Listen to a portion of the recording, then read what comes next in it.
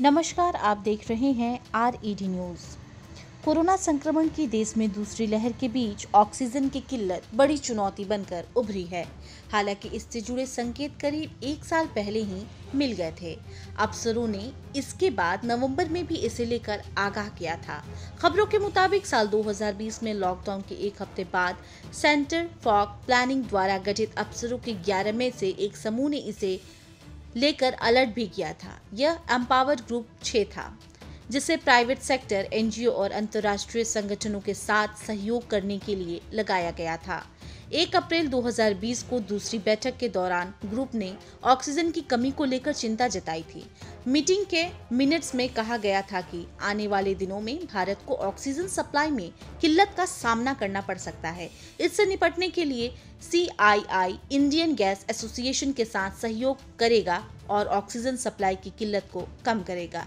नीति आयोग के CEO अमिताभ कांत की अध्यक्षता में हुई इस बैठक में भारत के प्रिंसिपल साइंटिफिक एडवाइजर के विजय राघवन, NDMA सदस्य कमल किशोर और भारत सरकार के कई इकाइयों के आधा दर्जन अफसर थे, जिसमें PMO, गृह मंत्रालय आदि से भी लोग शामिल थे। समूह द्वारा इस चेतावनी के बाद फॉलो अप में क्या एक्शन लिया गया? बैठक में शामिल एक अफसर ने ये पूछे जाने पर उन्होंने बताया कि यह तय हुआ था कि DPIIT इस मामले को देखा।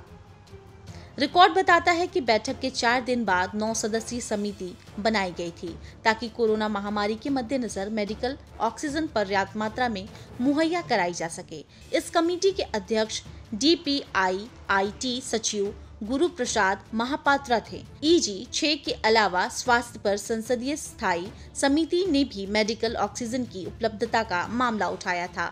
आपको बता दें कि सरकार से कहा था कि वो पर्याप्त मात्रा में ऑक्सीजन के उत्पादन को बढ़ावा दे ताकि अस्पतालों में मांग के हिसाब से उसकी पूर्ति सुनिश्चित कराई जा सके।